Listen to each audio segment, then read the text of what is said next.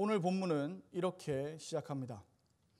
이스라엘 자손의 온 회중이 여호와의 명령대로 신광야에서 떠나 그 노정대로 행하여 르비딤의 장막을 쳤으나 백성이 마실 물이 없는지라. 우리를 정말 어렵고 힘들게 하는 건 어쩌면 시험 그 자체만은 아닐 겁니다. 우리를 정말로 어렵게 만드는 건 하나님의 말씀을 따라 살려고 애를 썼는데 어려움이 생긴다는 겁니다. 이스라엘 모든 백성이 하나님의 말씀을 따라서 순종하여 신광야를 떠났습니다. 하나님께서 지시하시고 하나님께서 계획하신 예정대로 그대로 따라서 갔다는 겁니다. 그런데 또다시 마실 물이 없는 어려움을 겪게 되었습니다. 마실 물이 없다는 건 그냥 어려운 일을 만났다는 정도가 아닙니다. 광야에서는 죽음을 의미합니다. 그러니까 우리로 치면 쌀이 떨어졌는데 당장 쌀 살 돈이 없는 겁니다. 대출이자를 갚아야 하는데 돈이 없는 겁니다. 돈을 벌어야 하는데 직장 생활이 만만치가 않은 겁니다. 집 계약이 다 되어서 길거리에 나앉게 생겼다는 겁니다. 뭔가를 해볼 수도 없게 몸도 마음도 완전히 아프고 무너져 내린 겁니다. 하나님의 말씀을 따라 순종했을 때 이러한 어려움들이 생긴다면 우리는 어떻게 해야 할까요? 이 사건에 대한 이스라엘의 반응과 모세의 반응을 통해서 어떤 모습으로 반응해야 될지 고민하고 함께 기도하는 시간이 되기를 바랍니다. 먼저 이스라엘 백성들의 반응이 2절과 3절에 이렇게 기록되어 있습니다. 백성이 모세와 다투어 이르되 우리에게 물을 주어 마시게 하라. 모세가 그들에게 이르되 너희가 어찌하여 나와 다투느냐? 너희가 어찌하여 나 여호와를 시험하느냐? 거기서 백성이 목이 말라 물을 찾으매 그들이 모세에게 대하여 원망하여 이르되 당신이 어찌하여 우리를 애굽에서 인도에 내어서 우리와 우리 자녀와 우리 가축이 목말라 죽게 하느냐? 이스라엘 백성들은 목이 말랐습니다. 앞에서 광야에서 물이 없음은 곧 죽음을 의미한다라고 했었습니다. 실제로도 그렇지만 이스라엘 백성들은 물이 없는 문제를 더욱더 크게 받아들이고 있다는 겁니다. 이것은 대부분 사람들이 그렇습니다. 어떤 문제를 만나면 그것을 아주 큰 문제로 받아들이는 경향이 있습니다. 똑같은 문제를 다른 사람들이 겪으면 별일 아니라고 말할 거면서 또 기도하고 그냥 이겨내라고 말할 거면서 자기에게 똑같은 문제가 생기면 생명과 연결될 정도로 힘들어합니다. 이스라엘 백성들이 그랬습니다. 특히 물이 없는 문제는 이스라엘이 얼마 전에 해결받았던 문제였지 않습니까? 그러나 그것과 상관없이 지금 앞에 만난 이 어려움에 다시 원망하고 다시 불평하고 모세에게 화를 내고 있다는 겁니다. 2절에 백성이 모세와 다투었다라고 말씀했습니다. 이 다투다는 말은 그냥 말로 싸우다라는 의미보다 붙잡다, 뒤흔들다라는 의미가 강한 단어입니다. 그러니 본문은 백성들이 모세에게 험악하게 달려들어서 멱살을 잡고 흔들며 불평을 쏟아내는 모습 그대로입니다. 4절에서 모세의 말을 빌리자면 돌을 던지기 직전까지 간 것을 알 수 있습니다. 아마 성격이 급한 사람들은 이미 돌을 손에 들었을 겁니다. 아직 돌을 들지 않은 사람이라도 모세를 향해 화가 많이 났던 건 똑같았습니다. 하나님 말씀에 순종하는 것처럼 보였지만 사실은 믿음에 있어서 미성숙한 반응이라는 겁니다. 하나님 중심이 아니라 자기 중심적인 반응을 보이고 있습니다. 당장 눈에 안 보이고 당장 손에 안 잡힌다고 이렇게 감정적으로 나오는 건 믿음이 없는 모습입니다. 이스라엘 백성들은 절망적인 상황과 문제 가운데서 원망하고 다투고 있습니다. 모세를 돌로 치려고 하고 있습니다. 아니, 모세를 돌로 치면 물이 나와서 그러는 걸까요? 그렇지 않다는 건 이스라엘 백성들도 잘 알고 있었을 겁니다. 그렇다면 이 반응의 본질적인 내용은 무엇일까요? 오늘 본문 마지막 절인 7절은 이 사건을 다음과 같이 정리합니다. 그가 그곳 이름을 마사 또는 무리바라 불렀으니 이는 이스라엘 자손이 다투었으며 또는 그들이 여호와를 시험하여 이르기를 여호와께서 우리 중에 계신가 안 계신가 하였음이더라. 이스라엘 백성들은 물이 없으니 하나님이 안 계신 건 아닌가 하고 외친 겁니다.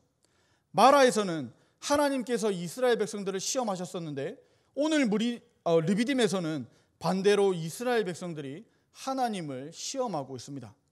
모세를 죽인다고 물이 나오는 건 아니지만 하나님의 사람 모세를 죽이려고 한다면 하나님이 그들의 소원을 들어주지 않겠느냐는 계산이었을 겁니다. 믿음 없는 사람들은 이런 방식으로 하나님을 시험하는 걸 봅니다. 예를 들어, 아니 하나님을 보여주면 믿을게, 기적을 보여주면 한 믿어볼게, 이런 겁니다.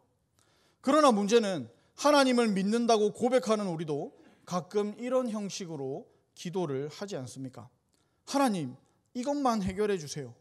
하나님, 이번에는 이렇게 해주세요. 하나님, 이번에는 이걸로 부탁드려요. 이런 것들은 하나님을 시험하는 기도라는 겁니다. 오늘 본문의 표현으로는 하나님과 다투는 겁니다. 이러한 상황에서 모세는 어떻게 했을까요? 4절에 등장하는 모세의 반응을 함께 살펴보겠습니다. 모세가 여호와께 부르짖어 이르되 내가 이 백성에게 어떻게 하리이까? 그들이 조금 있으면 내게 돌을 던지겠나이다. 모세는 돌을 던지려는 이스라엘 백성들을 상대하여 똑같이 화내고 다투지 않았습니다. 모세가 선택했던 방법은 하나님께 부르짖는 것이었습니다. 하나님을 향해 내가 이 백성에게 어떻게 해야 하는지를 엿주는 기도를 했습니다. 그것도 부르짖어 기도했습니다. 그러고 보면 모세의 기도는 부르짖어 기도하는 것이 참 많았습니다. 출애굽기 14장에서 홍해와 애굽 군대 사이에서 하나님께 부르짖었죠. 출애굽기 15장 마라에서도 하나님을 향해 부르짖었습니다. 그리고 오늘 출애굽기 17장 르비딤에서도 하나님께 부르짖고 있습니다. 기도는 우리 그리스도인들이 가진 유일한 힘입니다. 나의 문제를 나만의 문제에서 하나님과 함께하는 믿음의 문제로 바꾸는 힘을 가진 것이 바로 기도라는 겁니다. 성경에는 어떤 사람이 자신이 만난 이 어려움을 하나님께 기도했을 때 하나님이 응답하시는 내용이 참 많이 기록되어 있습니다. 그런 기도는 부르짖는 기도가 많습니다. 앞에 소개한 모세의 기도들이 그랬습니다. 다윗은 시편 18편 6절에서 이렇게 고백합니다. 내가 환난 중에서 여호와께 아뢰며 나의 하나님께 부르짖었더니 그가 그의 성전에서 내 소리를 들으시며 그의 앞에서 나의 부르짖음이 그의 귀에 들렸도다. 마태복음 14장에서 베드로는 바다 위로 걸어오시는 예수님께 나를 명하소 물 위로 오라 하소서 했다가 바람을 보고 무서워서 물속으로 빠져들어갈 때 주여 나를 구원하소서 하고 소리 질렀다고 기록합니다. 그러자 예수님께서는 손을 내밀어 베드로를 붙잡아 주셨죠. 마태복음 15장 22절에 등장하는 가나안 여자는 주 다윗의 자손이여 나를 불쌍히 여기소서 내 딸이 흉악하게 귀신 들렸나이다 하고 소리 질렀다고 기록합니다. 예수님은 처음에 무시하셨지만 곧 이 여자의 믿음이 크다고 말씀하시며 이 여자의 소원대로 되리라고 말씀하셨습니다. 마가복음 10장 46절에 바디메오는 맹인에다가 거지였다고 기록합니다.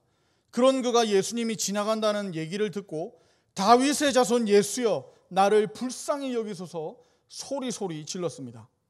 예수님은 바디메오를 부르셨고 바디메오의 믿음이 바디메오를 구원하셨다라고 선포하셨습니다. 또한 예수님은 누가복음 18장 7절에서 8절 불의한 재판장 비유를 말씀하시며 우리에게 이렇게 교훈하셨죠. 하물며 하나님께서 그 밤낮 부르짖는 택하신 자들의 원한을 풀어주지 아니하시겠느냐? 그들에게 오래 참으시겠느냐? 내가 너희에게 이르노니 속히 그 원한을 풀어주시리라. 하나님께서 예레미야에게 이렇게 말씀하시기도 하셨습니다. 예레미야 33장 3절입니다. 너는 내게 부르짖으라. 내가 내게 응답하겠고 내가 알지 못하는 크고 은밀한 일을 내게 보이리라. 특히 모세를 부르시며 하나님께서 강조하셨던 게 있지 않습니까? 하나님께서 아브라함과 이삭과 야곱에게 약속했던 약속을 기억하시고 드디어 움직이신 이유를 이렇게 설명했습니다. 하나님께서 말씀하시기를 내가 이스라엘의 부르짖음을 드디어 들었다는 겁니다. 소리 지른다는 단어, 부르짖는 단어는 신학적으로 설명하지 않아도 우리가 아주 잘 아는 단어입니다. 내가 죽고 살지 못하리라 라는 말을 들은 히스기야가 하나님을 향해 살려주시옵소서라고 기도하는 것과 같습니다. 지금 나의 상황이 이러이러하다고 하나님께 자세히 말씀드리는 겁니다. 그리고 이 상황에서 내가 어떻게 해야 하느냐고 하나님의 지혜를 구하는 겁니다. 하나님께서 말씀하시는 말씀에 순종한 마음을 가지고 하나님의 말씀에 귀 기울여 기다리는 겁니다.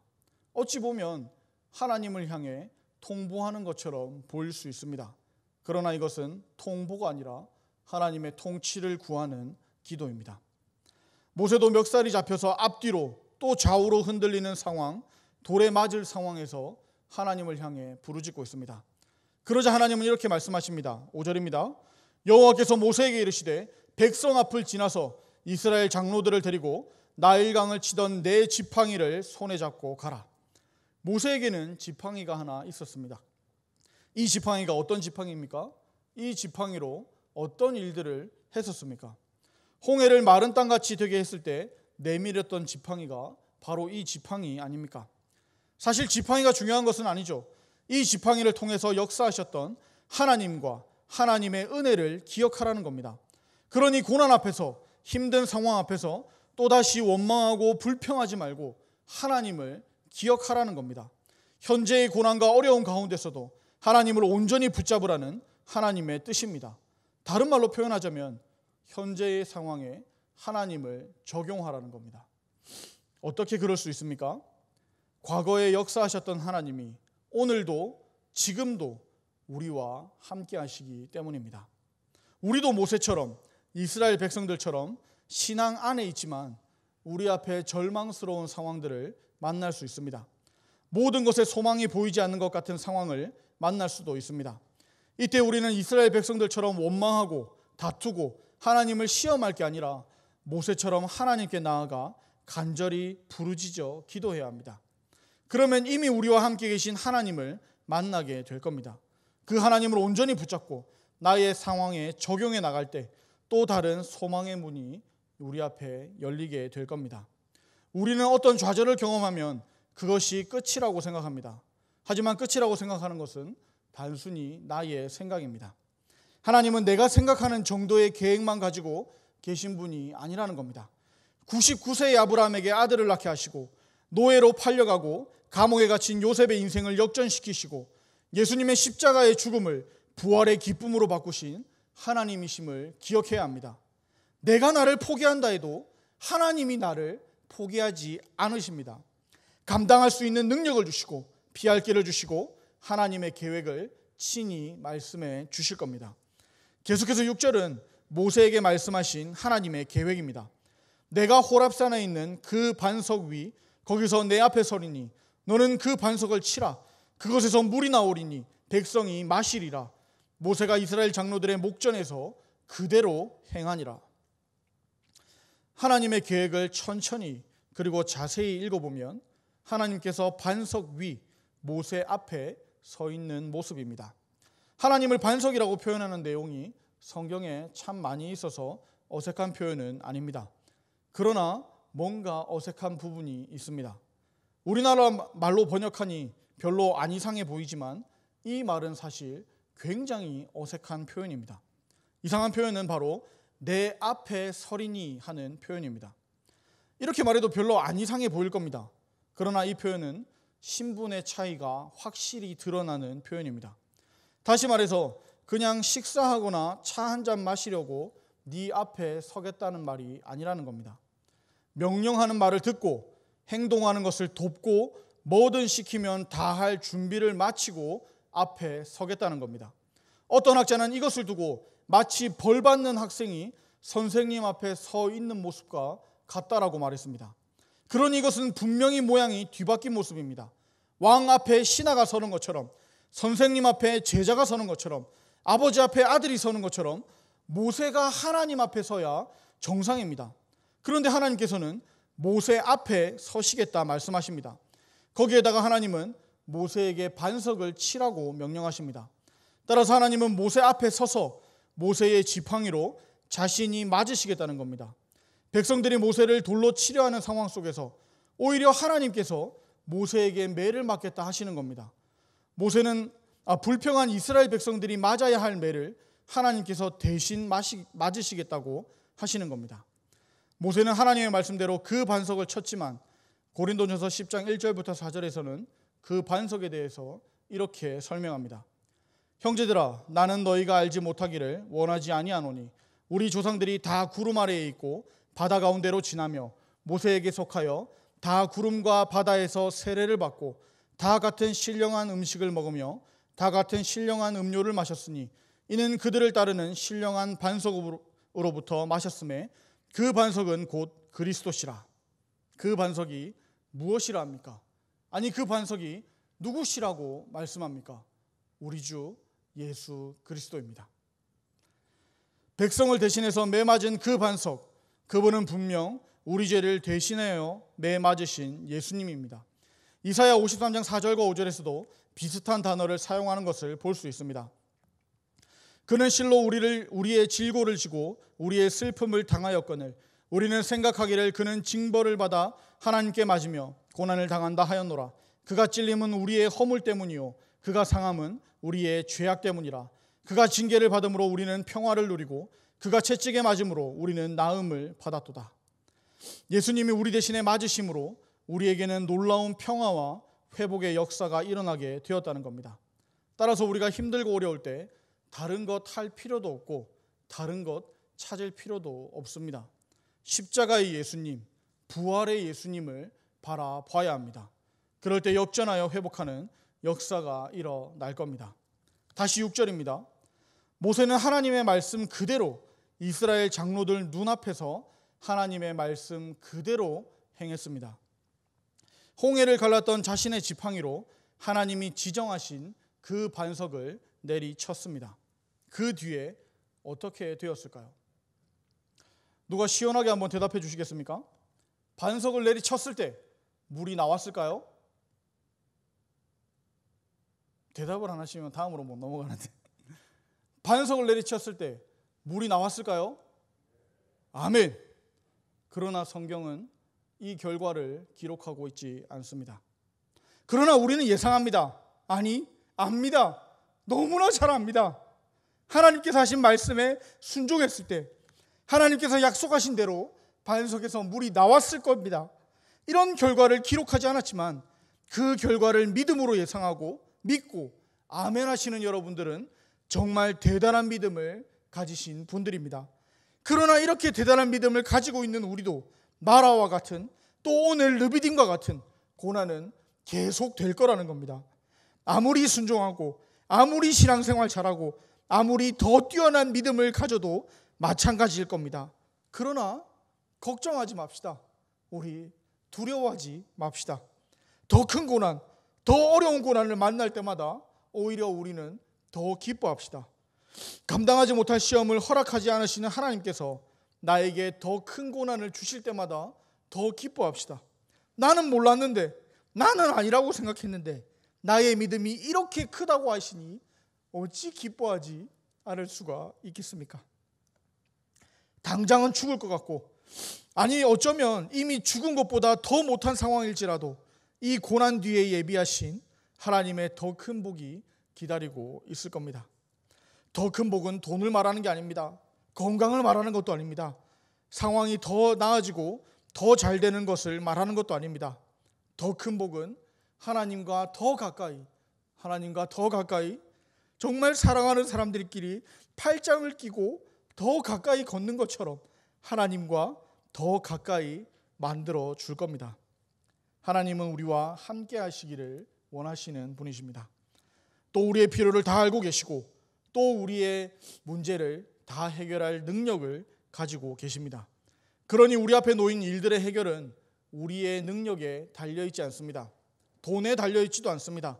어떤 유능한 사람이나 힘 있는 사람에게 달려있지도 않습니다. 시간이 해결해 준다는 말은 아무 능력이 없는 세상 사람들에게나 어울리는 표현입니다. 우리 앞에 있는 문제의 해결은 시간이 아니라 하나님 손에 달려 있습니다. 예수님께서 불의한 재판장 비유를 말씀하시며 어떻게 말씀해 하셨습니까? 하나님께서 그 밤낮 부르짖는 택하신 자들의 원한을 풀어주지 아니하시겠느냐? 그들에게 오래 참으시겠느냐? 내가 너희에게 이르노니 속히 그 원한을 풀어주시리라. 부르짖어 기도하는 것은 무식한 사람들의 무식한 방법이 아닙니다. 하나님께서는 예레미야에게 너는 내게 부르짖으라고 말씀하셨습니다. 하나님을 믿는 사람들의 속에서 나오는 가장 간절하고 강력한 신앙 고백입니다. 영혼을 쥐어짜서 하나님께 올리는 외침입니다. 이 부르짖음에 응답이 없으면 죽겠다는 히스기야의 목숨을 걸고 하는 기도입니다. 이처럼 부르짖는 기도는 믿음 있는 사람이 자신의 믿음만큼 부르짖을 수가 있습니다. 말씀을 마무리하겠습니다. 사실 오늘 본문 중에 가장 깊이 또 가장 오래 묵상한 부분은 5절 하반절입니다. 내 지팡이를 손에 잡고 가라는 말씀입니다. 우리에게 이 지팡이가 뭘까요? 저는 신앙이 가장 뜨거울 때 하나님을 향해 부르짖던 우리의 부르짖는 기도라고 생각했습니다. 처음 믿을 때는 그랬는데, 옛날에는 그랬는데, 한참 때는 그랬는데, 수련회 가면 그랬는데, 아닙니다. 하나님은 과거의 하나님, 옛날의 하나님, 죽은 자의 하나님이 아니라 살아있는 자의 하나님, 오늘을 살아가는 현재의 하나님이십니다. 그러니 예전에 잡았던 그 지팡이, 부르짖는 기도로 함께 기도하는 저와 여러분들이 되기를 축복합니다.